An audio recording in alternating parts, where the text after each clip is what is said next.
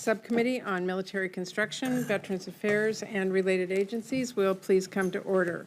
We are here today to talk about President Biden's fiscal year 2024 budget request and fiscal year 2025 advance appropriations budget request for the Department of Veterans Affairs with Secretary McDonough.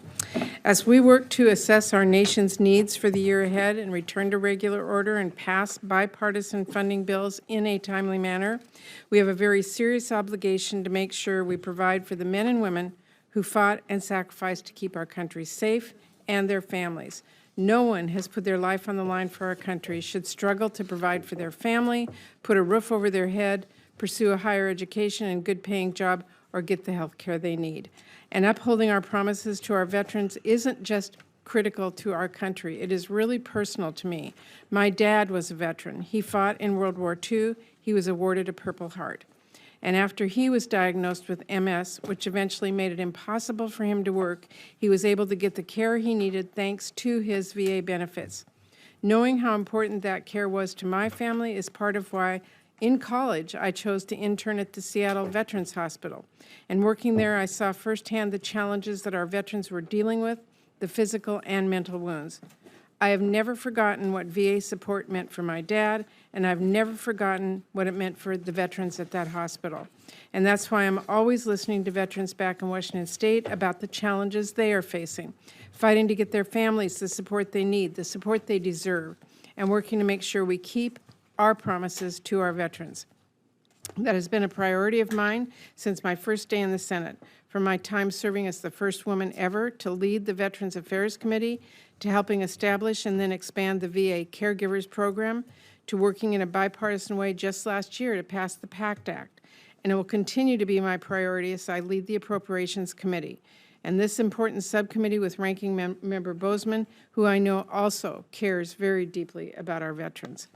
When it comes to our veterans, we cannot cut corners. We can't break our promises, and we can't let partisan politics get in the way of passing the funding the VA needs. Let's be clear, anything other than a regular appropriations process will have negative impacts across the VA and will hurt veterans back in our states who need to get their claims processed, benefit from medical and prosthetic research, and get care related to their toxic exposure. Bottom line, if we fail to fund the VA and in a timely way, it is our nation's veterans who pay the price. We absolutely cannot let that happen, which is why today's hearing is so important. And I'm pleased to say President Biden's budget shows he also understands that when we make a promise to our veterans, our word has to be ironclad. For starters, this budget once again considers VA medical care accounts separately from the rest of the non-defense discretionary budget. This is an important step to make sure that in delivering the care our veterans need, we are never forced to raid other essential programs that help them pursue an education or buy a house or start a business, and so much more. And when it comes to VA's overall funding level, I'm pleased to see this budget proposes a 5% increase across mandatory and discretionary accounts from the funding we provided in FY23. It includes a proposal to expand child care sites at VA facilities to ensure that lack of affordable child care is not a barrier for veterans who are seeking care. And it includes much-needed increases for veteran suicide prevention, homelessness prevention, gender-specific care. Women, by the way, are the fastest-growing demographic of veterans, and for the Caregivers Program, which I am pushing to strengthen. President Biden's budget also includes funding for structural needs, like improving VA infrastructure and implementing the PACT Act, the largest expansion of veterans care in decades. And this is so important. Every single member of this committee voted to pass the PACT Act because we know veterans who are exposed to toxins in the line of duty deserve care. The bill we passed last year has the potential to make life better for many people in Washington State and across the country, but only if we make sure it is implemented to its full potential. And that means we have to provide funding and accountability.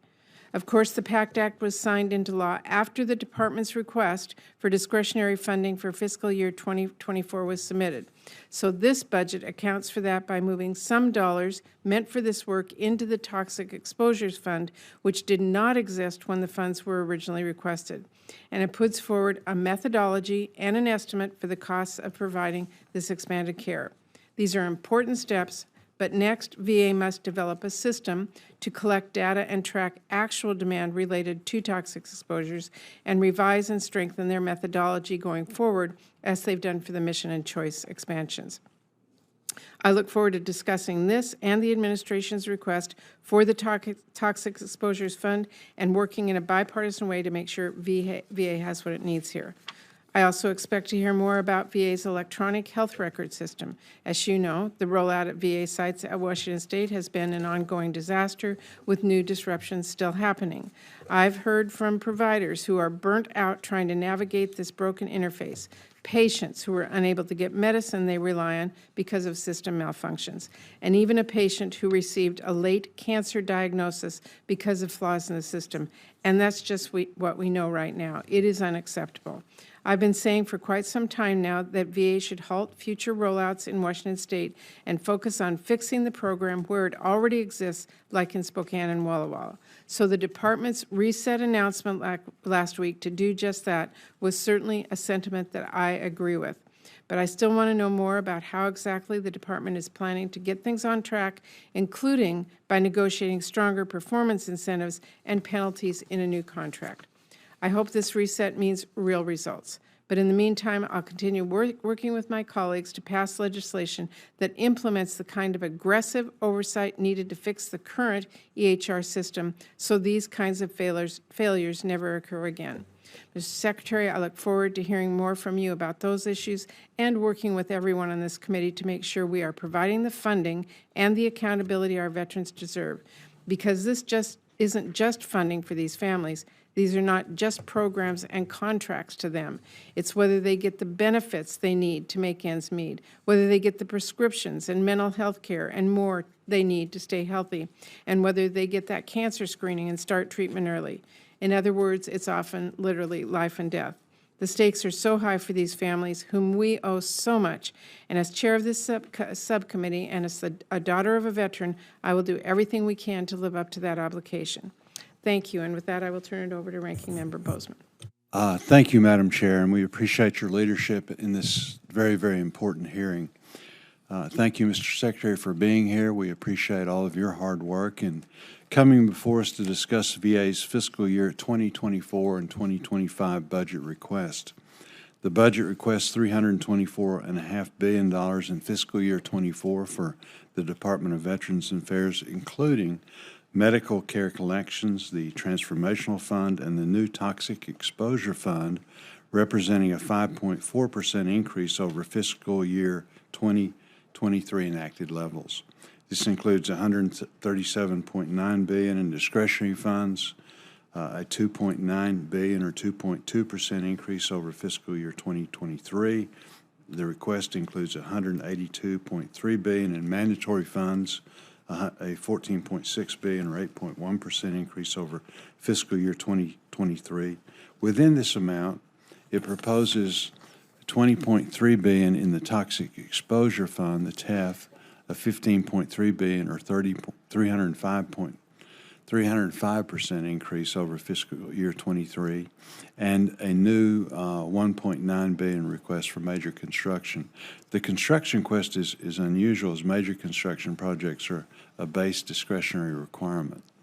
The budget also requests a total of $112.6 billion in medical care advance appropriations for fiscal year 2025, $15.5 billion less than the fiscal year 2024 advance appropriation. Finally, the request includes $193 billion in advanced veterans funding.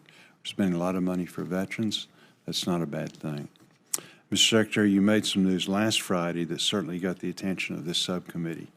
The EHRM reset and immediate halt to all deployment and pre-deployment activities is a big step and a necessary one. Over the last 6 years, this subcommittee has appropriated more than $10 billion towards this endeavor, and the persistent problems, as the chairwoman outlined with the system, are more than troubling. Stepping back and working with the Oracle Cerner to get the system functioning efficiently and safely at the existing sites is responsible action. This decision has some budgetary effects, and I look forward to hearing from you what adjustments to the budget, either already appropriated or in the future, are needed. This budget seems to find VA in a period of transition, emerging from the pandemic and finding a return to normalcy and routine operations, while at the same time adjusting to and addressing the significant new requirements and workload resulting from the enactment of the PACT Act. VA has asked for significant amounts in the TEF, $15.3 billion more than last year. It isn't lost on me, though, that the mechanical and technical details of this budget request indicate that VA has very large unobligated balances in its medical care accounts. I hope to learn more about how the large boost in the mandatory request plays into decisions about how to utilize existing unobligated balances in medical care. In addition to updates on these big picture items, we also look forward to hearing details about the Department's request for mental health services, including efforts to combat opioid use disorder and prevent veteran suicide, initiatives to prevent veterans homelessness, and efforts to improve care for our rural veterans. We look forward to discussing these and other issues this morning. Again, thank you for your service and thank you for being here. Thank you, Madam Chair. Thank you, Senator Bozeman. We are joined today by Honorable Denis R. McDonough, Secretary of Veterans Affairs. Thank you so much for being here, Mr. Secretary. You can now proceed with your opening statement. Thank you, Madam Chair. And Senator Bozeman, thank you very much. All the members of the committee, thank you for the opportunity to appear before you today. Madam Chair, with your forbearance, I'll forego my oral statement. I'll just ask that it be included in the record along with our written statement, and we get straight to your questions. Obviously, all the issues that came up in the opening are, front of mind for me as well. So I think it'd be maybe the best use of your time for me to just get right straight to your questions. Well, thank you very much, Mr. Secretary. We all do have your opening statement. Members are encouraged to read it and appreciate that consideration. So we will now begin a round of 5-minute questions on our panel, and I ask my colleagues to keep track of your clock, as always. Mr. Secretary, over the last few years, our veterans' medical needs have really grown, which has, of course, required more funding to ensure that they are getting the care they need. And this growth in spending has put significant pressure on our non-defense discretionary budget. Medical care is an earned benefit of service, and this committee has always ensured that VA has the resources to meet our veterans' medical needs. This year's budget request assumes relatively flat funding in discretionary medical care accounts and a higher rate of growth in spending on treatment for toxic exposed veterans in the Toxic Exposures Fund. Can you tell us what is driving that assumption? Yeah, the main issue is the one that you identified in your opening statement, which is that our initial requests were submitted before the establishment of the TEF. We have a very simple principle at the department, which is that we're going to use TEF for TEF, meaning as the PACT Act envisioned, any incidental dollar above FY21 base for toxic exposure will be funded through the Toxic Exposure Fund. We think that's in keeping with the statute, therefore in keeping with what congressional intent was, but also allows us, as we have in the past, for example, with the Mission Act and before that with the Choice Act, to establish very clearly where those additional dollars are going. And so we've talked through this methodology, that the way we've come to the $20 billion marker in the TEF with your teams. We'll continue to work through that with them. My commitment to each of you, going back to last summer, that we will be very transparent about how we spend the money in that TEF remains. I've also had conversations with our Inspector General to ask him to increase his oversight as it relates to our use of the TEF. But that's the real issue. It's an accounting issue, and it's our desire to try to be consistent with congressional intent in the PACT Act from last summer. Okay, and given the relatively low growth between fiscal year 2024 and 2025 in advance, is VA anticipating a large second bite request next year? No, in fact, we'll obviously, we do not anticipate that today. We'll obviously be clear with you and transparent with you if we get a sense that we'll need it, and I know, you don't traditionally appreciate the second bites. We don't necessarily anticipate one today. That's because a range of things, including one of the issues that Senator Bozeman raised, which is we do have some unobligated funds from the pandemic. We anticipate using all of those, and that will obviate the need for us to come ask for a second bite. So I never want to say never, but we feel pretty good about how this year and the out year look. Okay. And as we've talked about, last year Congress did pass the PACT Act, so we can fulfill our commitment to make sure veterans receive the care and support they earned, including veterans who experience toxic exposures. And I really do appreciate VA's commitment to implement the law swiftly to make sure our veterans get this care. Based on what the department has experienced to date, what is the demand for health care and benefits related to the PACT Act, and how does it compare to your initial projections? Yeah, we're anticipating, we have kind of two projections that we're tracking. One is claims filed, and how a sub category of that is how we anticipate the backlog tracking with claims filed. So far, on both of those things, we're about spot on our assessment for how many claims we anticipate being filed this year. We're about 30% above where we were a year ago today. The backlog, we're a little bit ahead, meaning we're overperforming our assessment as related to how much backlog we anticipate. Nevertheless, we'll continue to track that closely. We publish that number every Monday morning on our website. We'll continue to brief your teams about that. That's on the claim side. On the care side, we anticipated veterans using this open enrollment period during this year, as anticipated in the Act, to come in and seek additional care. To be honest, I think we're a little softer in terms of new care being provided to veterans in this window than we would have anticipated. But again, it's pretty early in this process. Meaning there's fewer? Meaning there's fewer than we anticipated. But we still see net over 10 years, we're looking at between 750,000 and 1 million new veterans, and then obviously an intensification of services among veterans already in our care. Okay, thank you very much. Senator Bozeman. Thank you, Madam Chair. Over the last several years in this committee and in the authorizing committee, many of us are on both, we've heard about the difficulties in hiring that you've experienced. We have given you some flexibility. As a result of that, the VA has become a more attractive place to work. Particularly in light of the PACT Act, is VA meeting its hiring goals, both on the clinical side and the benefits side, and are you still seeing clinical staff shortages in rural areas, and what more can we do as a committee to help you? Senator Bozeman, thank you very much for the question. We feel like we're making good progress on our hiring goals. The assessments that I just talked about with Chairwoman Murray really recognize that the experience at VA, although we're making progress on automating certain pieces of our claims process, for example, we're still a very people-intensive agency. So we have very aggressive hiring goals for this year in VHA and in VBA, and so far to date, halfway through the fiscal year, a little bit more than halfway through the fiscal year, we're ahead of those goals. Importantly, we feel like we've had a good first half of the year on priority clinical roles, including nurses.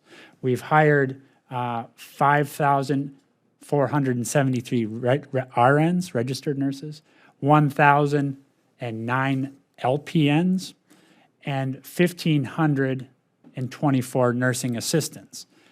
In a system as large as ours, those numbers may not sound that impressive until you recognize that last July was the first month in a couple of fiscal years that we hired more nurses than we lost.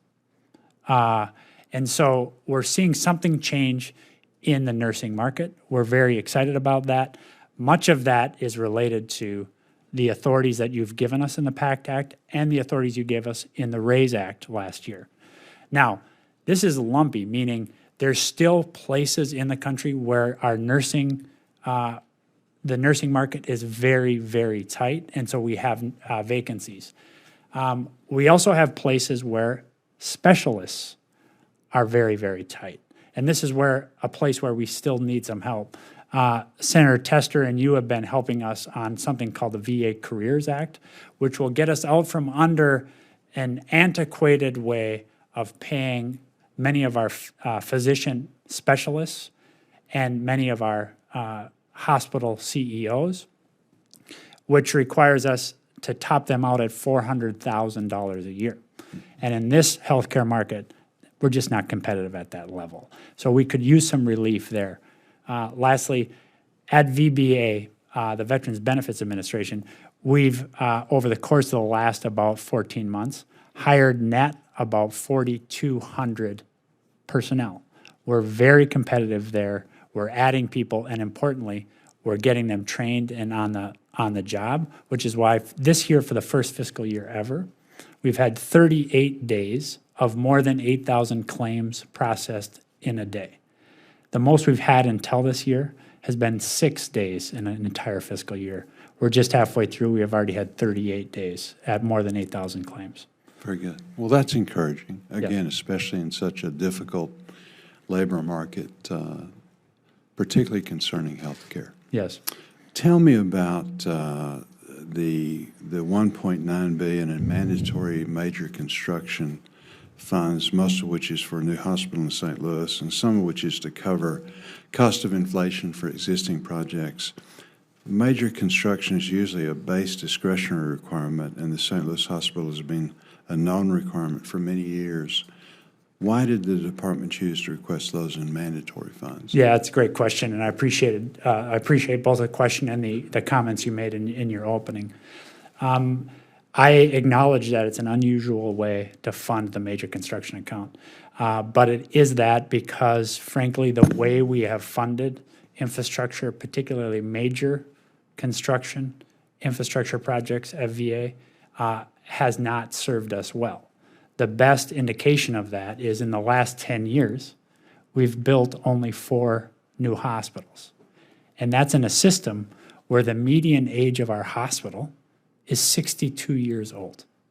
And if we continue to build the major construction projects at that rate, there is no way we will keep up with current demand, let alone the demand that's going to come from an aging of our older veterans, and then hopefully, if we continue implementing the PACT Act as well and as aggressively as we are, the increased demand that will come from those new entrants into our care. So we went with a mandatory request because we recognized that the discretionary request and the discretionary process that we followed for the last many years, which each year you all very generously fund at the levels we request.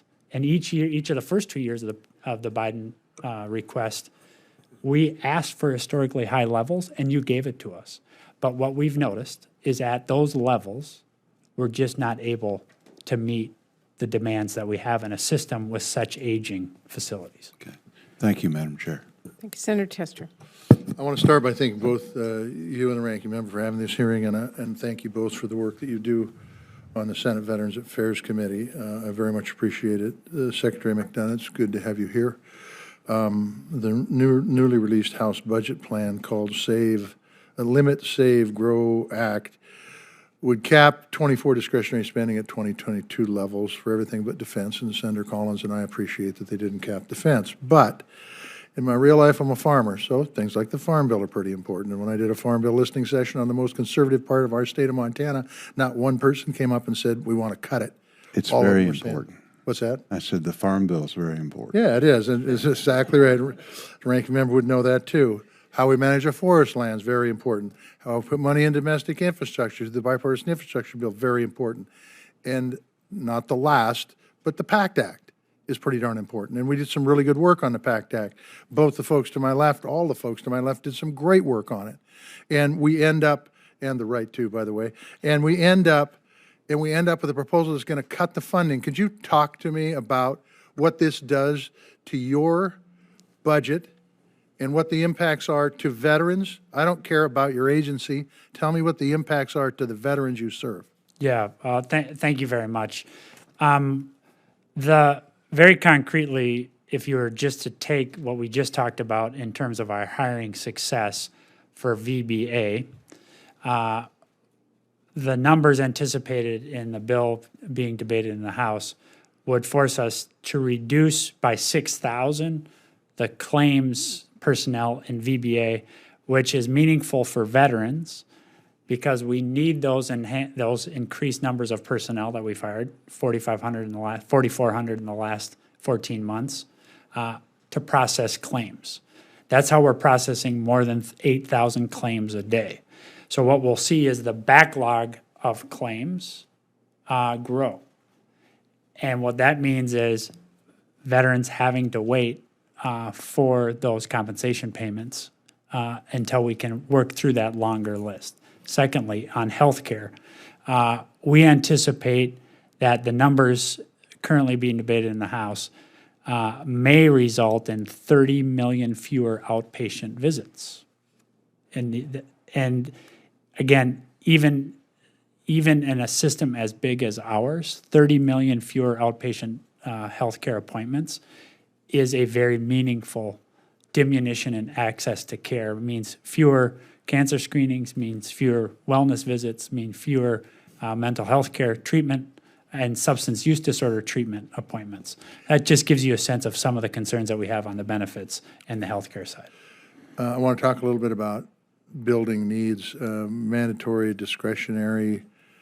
When you put them all together, does this budget decrease the amount for building hospitals? And you said there was 4 over the last 10 years. And by the way, you said they were 62 years of age, and I'm here to tell you 62 is not old. But does the discretionary and the mandatory, is that a reduction of 36%, or do those two balance one another out so that you can address, I believe it's $130 billion over the next 10 years for building projects? Yeah, so in fact, when we take the request all in, Yes. we anticipate a $10 billion infrastructure request for this year. That's for non-recurring maintenance, for minor and for major construction.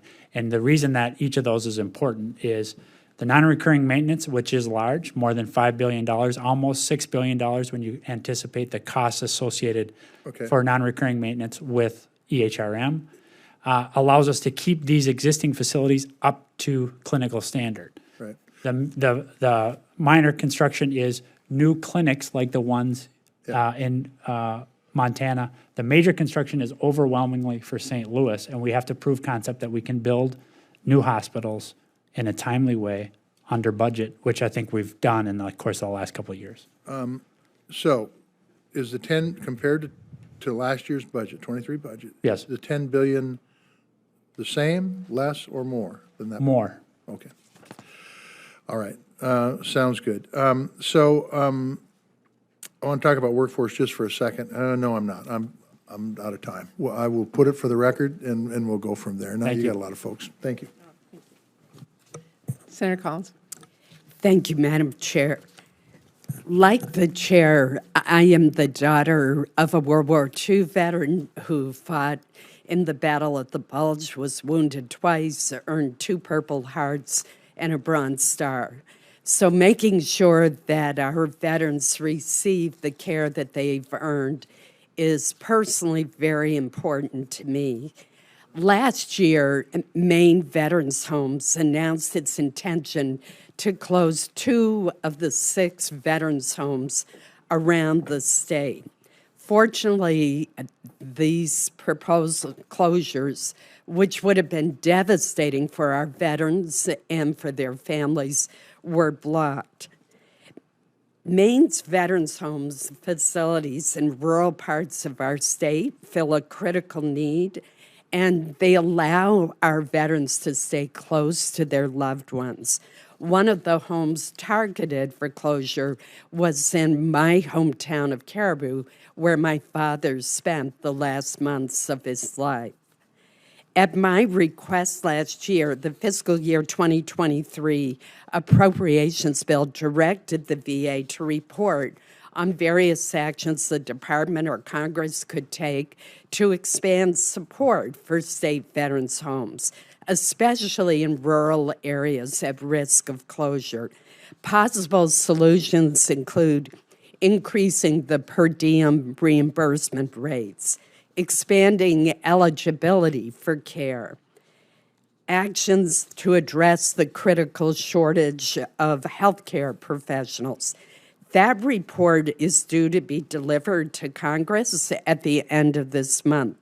In the meantime, can you share with us your suggestions for ways that we can partner to support these rural state veterans' homes that are so vital to our veterans? Yeah, well, I think we're very proud of our partnership with the states and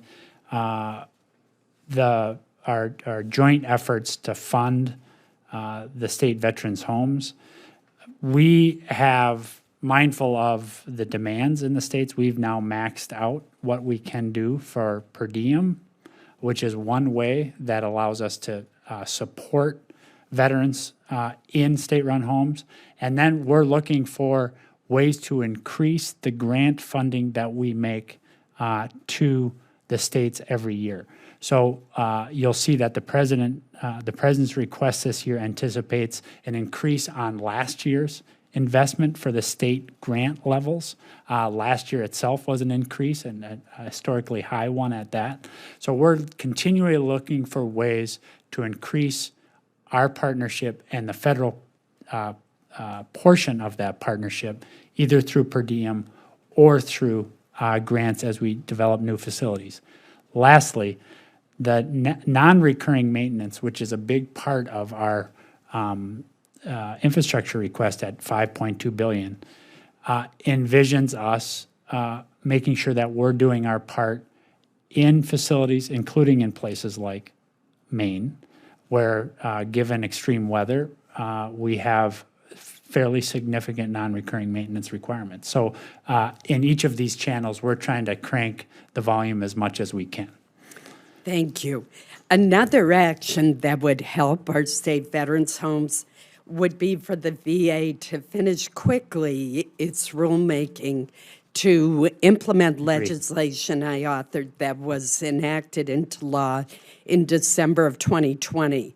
This law requires the VA to implement a waiver authority to provide the flexibility to pay per diem for veterans with early stage dementia when that's in the best interests of the veteran. However, more than 2 years have passed since the enactment of this legislation, and the VA is still in the rulemaking process. Why has it taken so long to complete this rulemaking? And could you give us an update? Yeah, well, the update I can give you is that I'm as frustrated as you are with the slowness of it. So my commitment to you is that we'll get this done with dispatch. And we do have a stack up of regulations, especially out of the big statutory packages at the end of 2020 and at the end of 2022. But that's no excuse. We'll make sure that we get this done. Thank you. I know my time has expired, so I'll submit the rest of my questions for the record. I would note that the Office of Rural Health has been flat funded in the president's budget, and that is of great concern to me. Yeah, that's last year we saw a significant increase in the office. So what you see is us over the course of a couple of years significantly increasing funding for that office. So I acknowledge that it's flat this year. Last year was historically high level increase.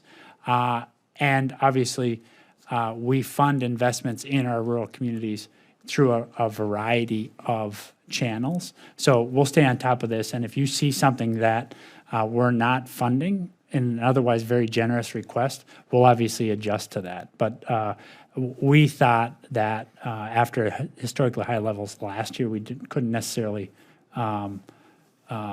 justify a similar increase this year. Thank you. Thank you. Senator Baldwin. Thank you, Madam Chair. Welcome, Mr. Secretary. Thank you. As we've discussed, I've been working with Wisconsin veterans who raised concerns about the quality of the compensation and pension exams that they receive for traumatic brain injury and other neurological disorders. Although the VA considers these exams administrative rather than clinical, I learned from these veterans that an erroneous negative opinion not only impacts disability claim decisions, it can have substantial impacts on the veteran's mental health or the likelihood that they will seek additional medical care for the condition that they have been incorrectly told that they do not have. What is the VA doing to improve the compensation and pension exam process and achieving better oversight of this critical part of the disability claims process? Yeah, thank you, Senator. Obviously, this is a significant concern, as I've characterized to you in private setting as well. And we see this as a challenge and hear from veterans that this is a challenge, including, although we're making good progress on this, in cases of military sexual trauma. Same thing where a veteran is denied, probably unjustifiably, and that has not insignificant mental health impacts as well as knock-on health impacts. We and our acting Undersecretary Josh Jacobs has taken this issue on very aggressively. We are building incentives and disincentives into our CNP exam contracts. This is a function that is overwhelmingly carried out by contractors, although that was not the case in Toma.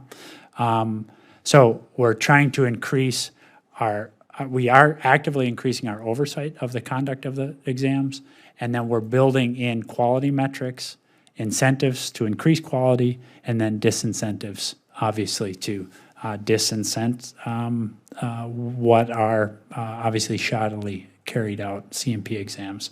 This is a perennial challenge for us, and we'll stay on top of it. Thank you. Secretary McDonough, I want to thank you for your strong support in the budget for the Jason Simkoski Memorial and Promise Act.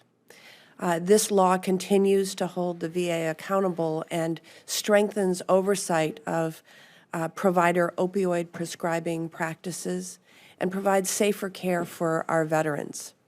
There have been significant improvements in the VA since Jason's law was first implemented, but there's still work that needs to be done. I would ask for your commitment to briefing my staff on how the VA is enforcing compliance and accountability for providers when prescribing opioids, and I might note the measure also looks at the interaction between opioid prescribing and benzodiazepines. But I'd ask that you update my staff on that compliance and the progress that we're making since that law was passed. You have my commitment. Thank you. And my last area is to note that I was pleased to see strong support in your budget for community-based suicide prevention efforts. In addition to our great veteran service organizations, county and tribal veteran service officers play a crucial role in ensuring that our veterans receive the benefits and care that they deserve. A modest 1,700 accredited service officers nationwide are actually responsible for processing more than $42 billion in claims annually. Those veterans service officers at the county and tribal level are basically funded locally. And so my bipartisan bill, the Commitment to Veterans Support and Outreach Act, would authorize the VA to provide grants for county and tribal VSOs to better support our nation's veterans, and I'm hopeful that the Senate is on track to pass this legislation this week or next. Would you support the additional resources and support to county and tribal veteran service officers authorized in my bill? We have made it a priority to support and tighten the partnership with county VSOs, and we have, for the first time ever, dramatically expanded the authorization of new tribal VSOs. We did that first in New Mexico with Senator Heinrich. We're doing it now in Alaska. And so we're all for this. I think in the past, we've had our support for your bill contingent on getting additional resources to help us pay for it. It's a little bit embarrassing to acknowledge that in a budget this big that we don't see the overhead to cover it, but we think it's important. We'll find the money we'd like to make sure that it comes with money to fund the authorizations. But in all cases, these are really important partners to us, and we're looking for ways to increase that partnership. Thank you. Senator Hoeven. Thank you, Madam Chair. Secretary, thanks for being here this morning. Appreciate it. Appreciate your work on behalf of our veterans. I know you're very familiar with the Rural Cemetery Initiative program, and the first rural initiative cemetery is Fargo National Cemetery, which I know you're also familiar with, coming from the our part of the country. This cemetery actually serves North Dakota, probably much of South Dakota, because their cemetery is way on the west side, and all of western Minnesota. So already we're expanding it. And it's really good news in that the National Cemetery Association is acquiring another 30 acres to expand it, which is fantastic. And the veterans groups, the local veterans groups, and the community want to take steps to further enhance it. And so we're challenged in terms of how to do that. We're looking at either an option for maybe the city to acquire some of that land from the cemetery so they could put some nice facilities on it, or provide a matching grant or something like that. But we're running into problems with the how. And I'm certainly willing to come back here and add some legislation or whatever we need to do if that's required. But I guess my ask would be if I could just, and Secretary Quinn, Assistant Secretary Matthew Quinn's been really good to work with. I want to commend him and thank him. But I'd really like to sit down with you and find out what you think would work best and make sure it's something you support so we can move forward. So that'd be my ask. You've got my commitment on that. Yeah, thank you so much for that. And again, this is just a great example of what the Rural Cemetery Initiative was designed to do. So we're very excited about it, very appreciative. The other thing I want to ask you about is, this was kind of a complicated one, but it's in regard to trying to make sure that veterans can use their VA benefits when they go into a nursing home. And so often they can't, because a nursing home won't accept VA reimbursement, because in addition to all of the reviews they have to do for Medicare or Medicaid under CMS, if they use VA reimbursement, then they also are subject to the Office OFCCP, which you probably know exactly what that is, but it's such a... Anyway, it's a whole other set of requirements, which requires an additional review and additional standards for these nursing homes, so very often they won't take VA reimbursement. That's a big problem for our veterans, because they have to dissipate all their resources before they would go on Medicaid if they go in the nursing home, whereas they don't if they can use their VA benefit, provided they qualify based on service. So the VA put a moratorium on that in place. In other words, they exempted TRICARE from OFCCP permanently, but they just put a moratorium on for the nursing homes, and that expires in May 7th. Yeah, just a couple weeks. So I just want to urge you to take a hard look at that, because we're trying to get more nursing homes to take VA, reimbursement for the reasons I mentioned, not less. So I welcome any thoughts you have, but that's a really important issue. It's one I've worked on for quite some time. We did pass legislation in the Missions Act that gives you the ability to do this, and you've already done it for TRICARE. Yep. So I think it's DOD who did the action for TRICARE. Okay. And I just got your letter on this the other day. I appreciate you raising it. I was not tracking the issue, but I am now. So you asked us to look hard at it. I will, and I'll make sure that we get back in touch with you before this May 7th. Yeah, and really the requirements, I mean, are covered under Medicare and Medicaid because the nursing homes are subject to those rules already. So it's a redundancy that creates a whole another exam and sometimes additional requirements because you got a different exam team in there and all that kind of thing. The last thing I just mentioned is also in Fargo, we're working on a Fisher House. And again, this is kind of a layup, but just your support to keep that moving. What a great program. The Fisher House, their generosity and what it means for veterans and their families is just terrific. And so we're trying to deepen that and make that as robust as we possibly can. Yeah, for veterans and their families, it's a great program. Awesome. Yep. Thank you, Secretary. Thank you. Thank you. Senator Peters. Thank you, Chair Murray. Secretary McDonough, great to see you. And, excellent care for Michigan's more than 500,000 veterans is a priority for me. And you and I have spoken about those veterans many times, and I know that is a priority for you as well. It's something we clearly share. But back in September of last year, Senator Stabenow and I were alarmed to learn about the Office of Medical Inspector report that revealed a crisis of care at the John Dingell VA Medical Center in downtown Detroit. Leadership and managerial failures at the facility exacerbated shortcomings in care, leading to basically a culture of distrust and low patient as well as employee morale. In September, Senator Stabenow and I called on the VA's Inspector General to conduct an independent investigation into allegations of misconduct at the facility, and an investigation was launched shortly after that, although we're still awaiting the results of that investigation. More recently, Senator Stabenow and I have also called for the VA to initiate, as soon as permissible, the process of appointing permanent leadership at the facility capable of delivering the world-class care that our nations certainly have earned, and I know you're committed to provide.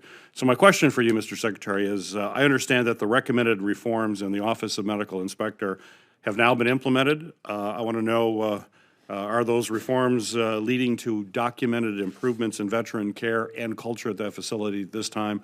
What's your assessment? Yeah, thanks very much. Obviously, we have been, and I continue to be very alarmed about the reporting out of Detroit, and we are taking every step to get to the bottom of it to ensure that good care continues, and as importantly, to ensure that veterans have confidence that they will get good care when they go. The recommended improvements laid out by the Office of the Medical Inspector have been implemented. But what we have asked, and based on your interjection and ours, the IG is doing, the Inspector General is doing, is assessing how effectively those changes have been implemented. So I just talked to him about this on Monday of this week. He and I have a very active dialogue on Detroit in particular. And so rather than me give you our view of how it's going there, I think it's really important that we get the IG's independent look at whether our performance as against those recommended steps is what it should be. So I anticipate that happens in the relatively near future. I think we're talking about weeks or months rather than months or years on that. So I hope we have news on that soon. Right. Okay. Yeah, and you've expressed to me your intention to visit the Detroit VA Medical Center to meet with veterans and staff. You asked for my commitment on that. I gave it, and you invited me, but I understand what those kind of invitations mean, which is like I better get myself out there. So. Yes, thank you for Yes. for that. I appreciate that, and hopefully we can do that soon. Yeah. Last year, I led a letter on behalf of 28 bipartisan senators calling for robust funding for the VA State Veterans Home Construction Grant Program. And as you know, that program allows states to modernize their existing facilities and begin construction of new sites. Currently, there are more than 600 million in unfulfilled grant requests by the states. I think that clearly demonstrates the states are eager and willing and prepared to take on this important responsibility, as well as a share of the cost for caring for these veterans. In Michigan, the grant program has allowed for replacing the Michigan Veterans Home in Grand Rapids and constructing a new veterans home in Macomb County. In addition, the Michigan State Legislature recently appropriated funding for a long overdue replacement of veterans home in Marquette in Michigan's Upper Peninsula. But breaking ground on the facility is contingent on receiving a federal grant. So my question for you, Mr. Secretary, is can you speak to the importance of adequate funding for the VA State Veterans Home Construction Grant Program as we look at a very lengthy list from states for these improvements? Well, we think it's a really, as I was just saying to Senator Collins, we think this is a very successful program. We think that the way we structure this, whereby the states put in 35% of the cost, and then we at VA, with the generosity of the taxpayer, cover the other 65%, has, a very concrete manifestation of that partnership. We obviously, though, given the enormity of the list, have to prioritize those requests from the states. And we have an elaborate, very transparent process that allows us to do that. But we can only get so far down the list. And this is why the president has asked for another increase in that grant-funded program this year. I know that you've been supportive in the past of increasing that. I've told you privately, and I reiterate publicly our appreciation for that and our hope that we can continue to grow that so we can get more and more of our senior vets into quality long-term care. I will just say this is one of the real sleeper challenges for us at VA, which is senior veterans experiencing mental health crisis, perhaps with no family or estranged from family, with a history of behavioral health challenges. We end up having, in many markets, in many cities, that is the fastest growing cohort of our homeless veterans, geriatric seniors, geriatric veterans with acute mental health disorder.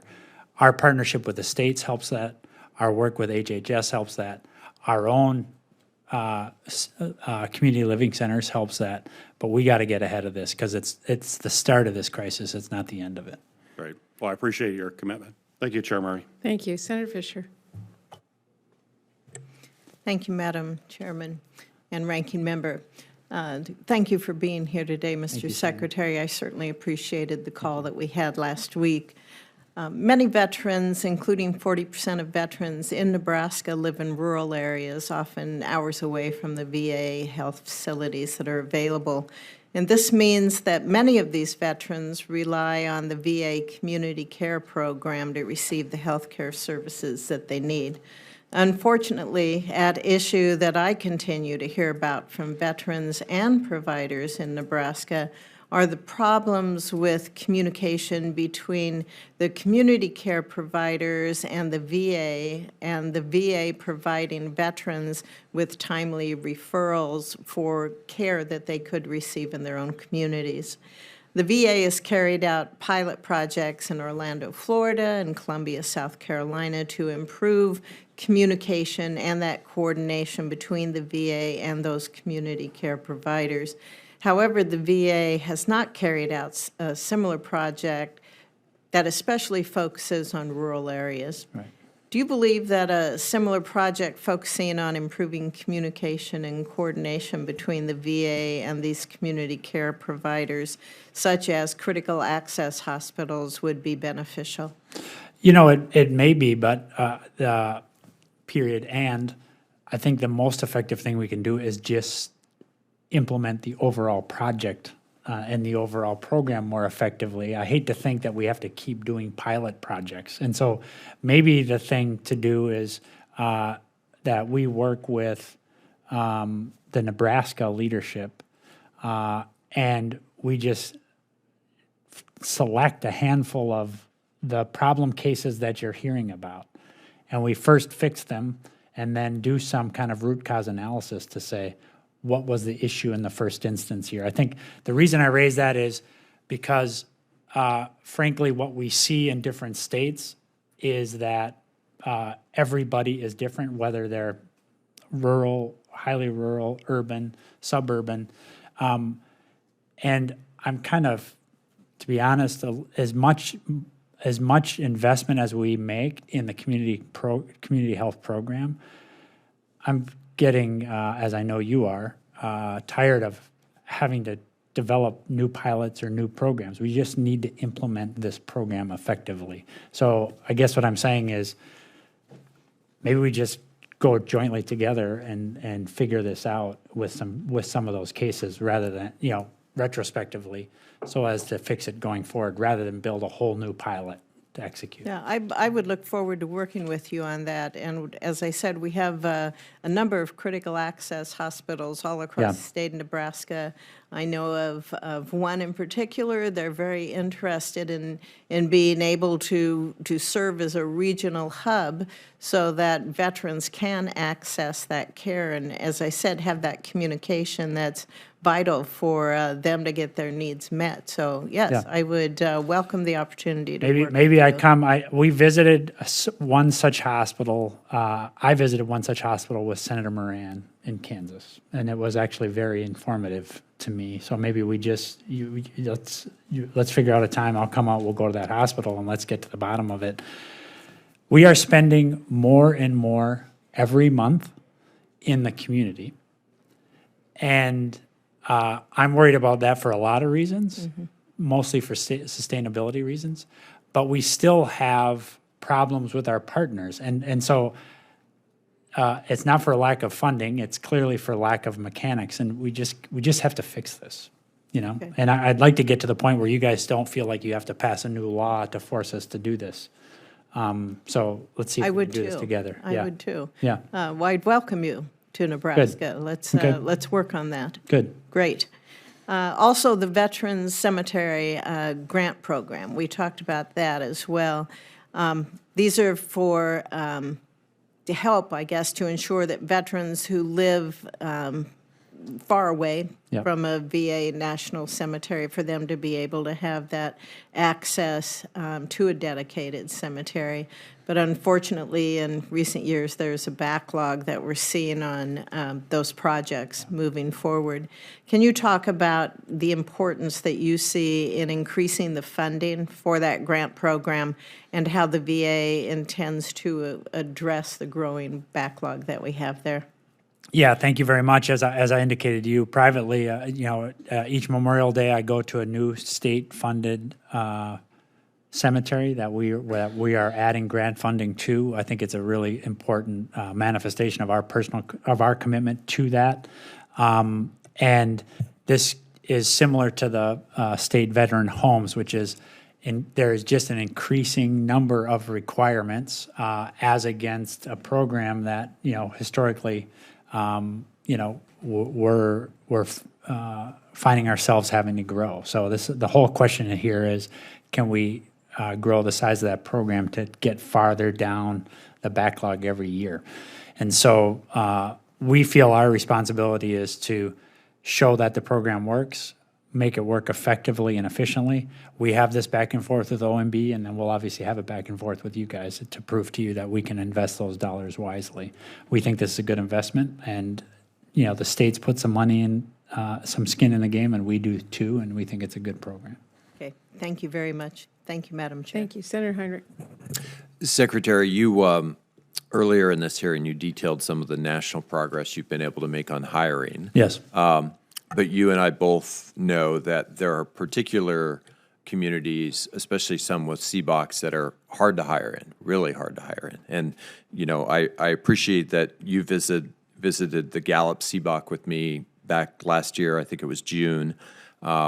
We both talked at that point about the lack of a physician at that facility. We're 9 months later. We still don't have a physician at that facility. Farmington, New Mexico, similar situation with a psychiatrist position.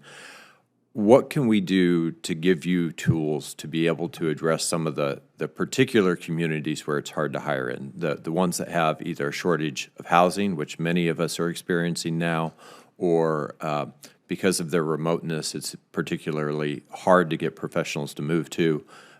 How can we crack some of these nuts in rural, really hard to staff locations? Yeah. So, thank you. And I want to make sure that I wasn't unclear that as enthusiastic as I am and as proud as I am of our the two best hiring quarters that we've had in VA in 25 years, I also acknowledge that there are still, it's very lumpy, meaning there's places where there are still huge vacancies. Right.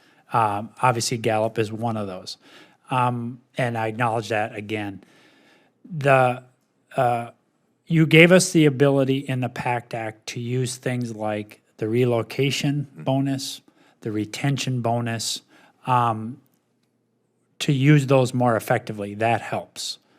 We do need authority for, and this is what Senator Bozeman and Senator Tester are getting at with the VA Careers Act, for certain of our providers, and included in this are psychiatrists, to not be capped out at $400,000 a year. And there's plenty of places where that the rurality combined with the non-competitive salary just makes it impossible not to crack. So we need to get out from under that cap. That's the second point. So more effective use of the bonuses you've given us. We need more authority for specialists in particular, and we're hopeful that we get some progress there. Then we have to look at what are the specifics in each individual market. And sometimes that's going to be housing, and I think we have tools that we can use there. Sometimes that's going to be locality pay, and that is just too slow, and this is a big issue for you. And this came to my it came into stark relief when we were together in New Mexico. And we need some help from OPM on that, but we're moving that dial. And then the last thing is special incentives like housing. We do have housing in NCA, the National Cemeteries Administration, in some cases. So we're looking at whether there are not similar authorities available to the Veterans Health Administration, for example, to allow us to house professionals the way we do in some cases cemetery directors in highly rural settings. So I don't have news for you on that, but that's an example of the things that we're doing. I look forward to working with you on that. I know it's an issue that touches many of the folks on this committee. I am incredibly proud of what we did last year in passing the PACT Act. But I've been surprised that I've actually heard from a number of veterans who are not on social media, some who don't have reliable internet, for example, who were not even aware of the PACT Act's passage. We need to reach those folks. We need to make sure that they know that some of these exposures are covered. How are we going to do that for those particularly, not social media connected, sometimes not internet connected veterans in rural and tribal areas who don't yet know that their exposure to burn pits, their exposure to radiological events is covered under this new law? Yeah, we just have to keep working this, and it is true that we've deployed some interesting social media tools, but that's by no means the extent of what we're doing. We're doing traditional media, we're doing mailings. I want to get to the point where, because of performance at VA, veterans talk to each other that, hey, I had a bad experience, but I gave it another look. And when I went in, they actually resolved my claim. So we recognize that this is kind of all, we need to communicate on all channels. We want to work with you, as we've talked about. We want to work with the House members. We're working with the state directors of Veterans Affairs. We're working with the governors. And we're working with veteran service organizations and veteran serving organizations to get out there. Great. I was just here in Northeast Washington on Saturday at a volunteer event. These are social media connected veterans, They had no idea about the PACT Act either. So this is in every corner. We have to get better at, connecting with what we call untethered veterans not currently in our care. And when we do that, then we'll have realized the promise of this act. Until then, we won't. Madam Chair, I'm out of time here. I am going to have a question on genomic sequencing and the Million Veterans Yes. program that I'll be sure and submit for the record. Great. Thank you, Thank you. Secretary. Thank you. Senator Rakowski. Thank you, Madam Chair. Mr. Secretary, good to see you. Thank you for coming to Alaska. I appreciated the fact that you followed through on your commitment from this last budget hearing that you were going to come to Alaska, and you said you wanted to do it in winter. You did it, and I really appreciated the fact that you made that trip. And I know that your presence was also appreciated at the renaming of the Colonel Mary Louise Rasmussen VA Medical Campus there. So thank you very much. Tying into what Senator Heinrich has mentioned, just in terms of how we reach our veterans, whether it's to explain to them the opportunities under the PAC Act, is what we can be doing with those who are off-road. And while you didn't quite make it out to the smaller villages, you made it out to Bethel, you got a sense as to the lack of connection that so many of our veterans feel in a highly rural state. So I want to thank some of your team in Alaska for, I think, being creative, looking to find some surplus funds to get out there and meet veterans where they are. I have proposed the creation of an off-road veterans outreach program, some support funding to get out and then get those vets who can't drive to a facility so that they can get their questions answered. I'm assuming that is something, that kind of an outreach is something where you guys could be helpful with us. I look forward to working with you on that. We had an opportunity after your trip. We talked a little bit about the Palmer Pioneer Home and the situation that they are facing. They had a tough winter out there. Roof is desperately in need of repair. And I had asked you if you felt that this facility was going to be high enough up on the list where they could receive some program funding for this year. And I don't know if we're going to be in a better place, but I guess the question to you would be is what level of funding does this subcommittee need to fund this program so that projects like a really significant roof failure could mean? That's a fair question, and I didn't come with an answer on Okay. it. So why don't you let me, if it's okay with you, let me take and talk with our team and send you an answer to that question. We'll send it to the chair and Senator Bozeman too.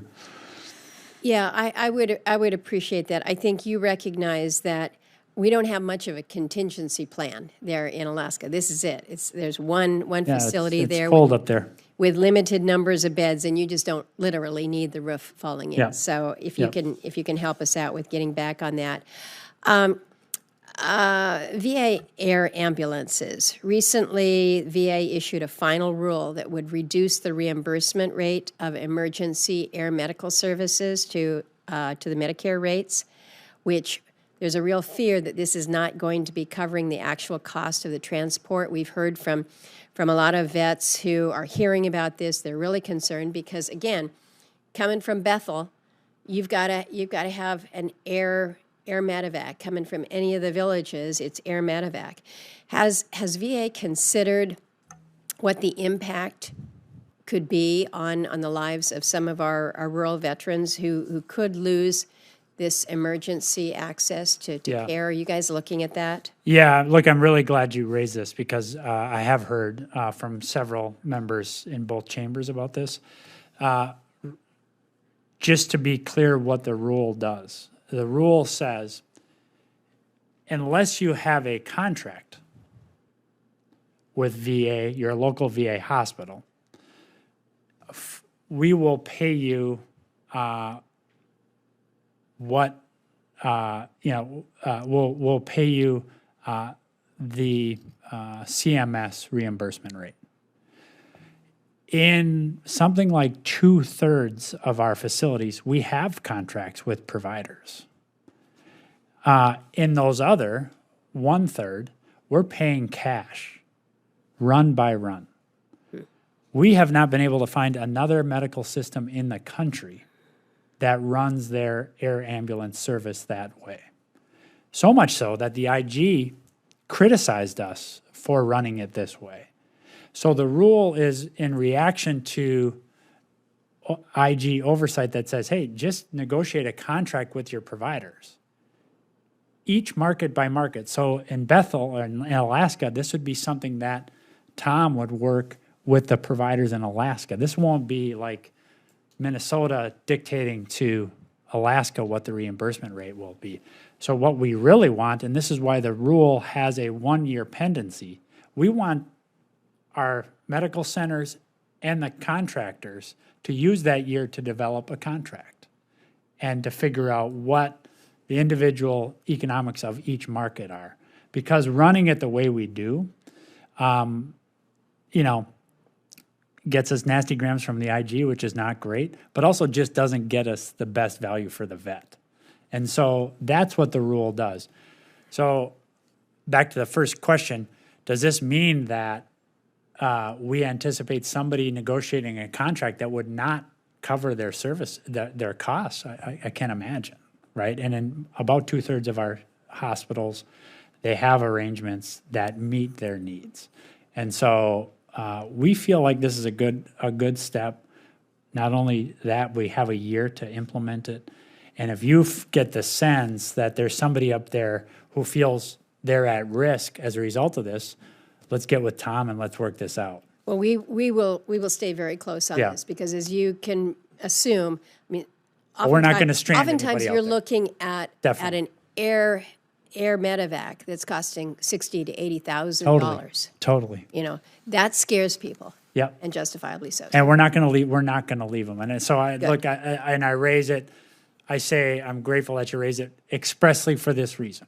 Good. All We're right. not trying to cut anybody's corner here, but we are trying to run this in a more sustainable, defensible way. Okay, we'll keep posted with you. Thank you for Great. coming north. You can come back anytime. I just want the record to show that when I was in Alaska, my brothers and sisters in Minnesota kept sending me texts to say that it was colder in Minnesota than in Alaska.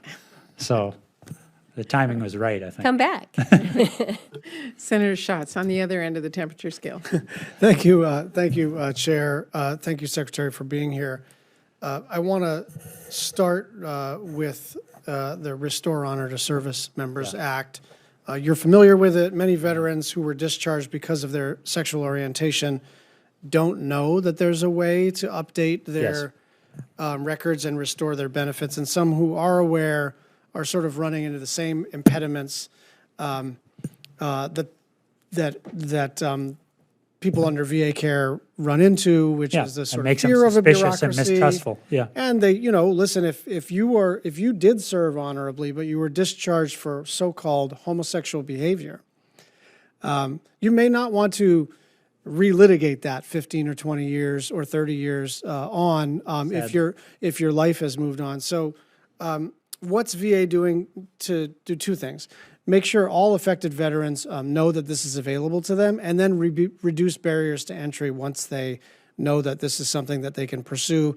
If they fit the rather narrow definition of someone who was other than honorably or dishonorably discharged exclusively for so-called homosexual behavior. Yeah. Well, so we take this really seriously. And I have a whole sheet of the things that we've done. So we'll get those to you rather than me read them off to you. But I do want to say that we did see a 90% increase in change of discharge determinations from 21 to 22, which is at least some data that suggests we're reaching some veterans. All those things you raise go to really important questions. Do they know? Do they trust us? And once they go through it, does it actually work? And so I think those are the most important things for us to address. And we are taking steps here. I want to make sure that we talk to you and your team to find out if there are steps in addition to these that we should be taking, whether why we aren't taking them, and we will. And then the next question is, what about the number from FY '22 to '23? The last point I want to just make is that you make the point about the narrow definition. But a veteran who has other than honorable, irrespective of what he or she understands to be the basis for that, we urge them to come in to see us because we're trying to address this across the board, not just for, quote unquote, homosexual activity, but irrespective of the basis, because the law and our regulations do allow us to provide care for and get benefits to other than honorables. And in some cases, those are the veterans who need us most. Amen. Thank you. Let's talk a little bit about telehealth. I've been pushing for telehealth for a long time. Yes. And you've had a success story. Your budget request puts another $100 million towards telehealth over the next 10 years. 2 years. Yeah. What are you going to do with it? I think this is a good news story across the healthcare system. Telehealth is bipartisan. Yes. It works. It reduces the cost and increases the quality and availability of healthcare. Yes. But I think about far-flung areas where our veterans could really use the ability to even dial in, because I think one thing I want to make clear is, 5G, fast connectivity can facilitate telehealth, but it's not always a necessary step. There's store and forward technology. There's just using the telephone. Yes. There's remote patient monitoring. None of that requires a particularly fast connection. So I don't want you to allow anyone to use, well, we have no broadband over there as an excuse. So, Yes. Long-winded question. What are you going to do with this money for telehealth? Well, we're gonna increase access is what we're gonna do. And the most exciting thing about telehealth is that it reduces the barrier to access. So, for example, what we're seeing is maybe a reduction in interest in seeking care for mental health goes away when somebody doesn't have to kind of walk into a building. Walk into the hospital. They can take their appointment from their car or from their home or wherever. So we're going to increase access. We're going to smooth out access. What it allows us to do, and our clinical resource hubs are really cool innovation. I visited the one in Boise, which allows us to use excess capacity in mental health, specialty care, primary care, and through telehealth, get veterans in other parts of that VISN, in that region, in VISN 20, get them care where they wouldn't otherwise have access in a very timely way. So it's going to smooth out that access and get it into rural settings. And then ultimately, it's going to increase our connectivity with veterans because we reduce the barrier to that contact. And what we know is veterans who are in more regular contact with us perform better ultimately on their treatments. And so we'll reduce access to, we'll increase access to specialty providers, and then we'll increase our connectivity with our veterans, thereby increasing health outcomes, which is at the end of the day the name of the game. Thank you. Thank you. Mr. Secretary, I can't let you leave without a discussion about EHR. Yes. It has been almost 5 years since the VA signed a contract with Cerner to implement this new electronic health record, as you well know.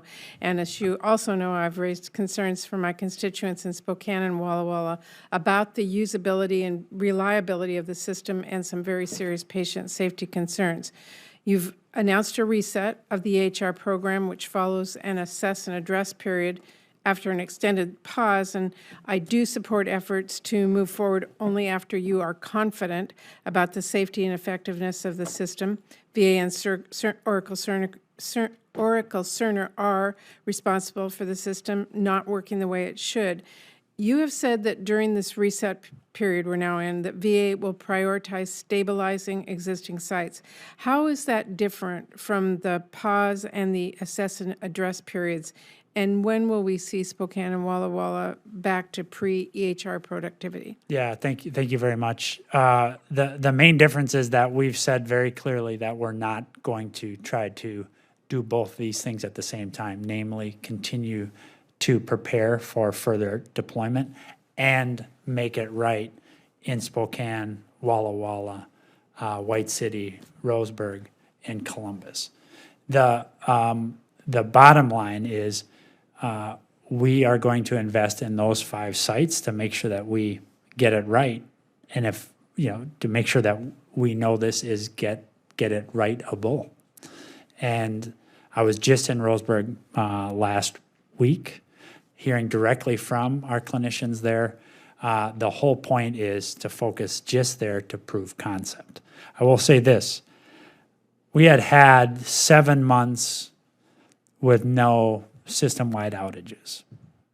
Unfortunately, in the last 2 weeks, including yesterday, when we had an outage for 224 minutes across the entire VA and DoD system, we're now reset that back to 0.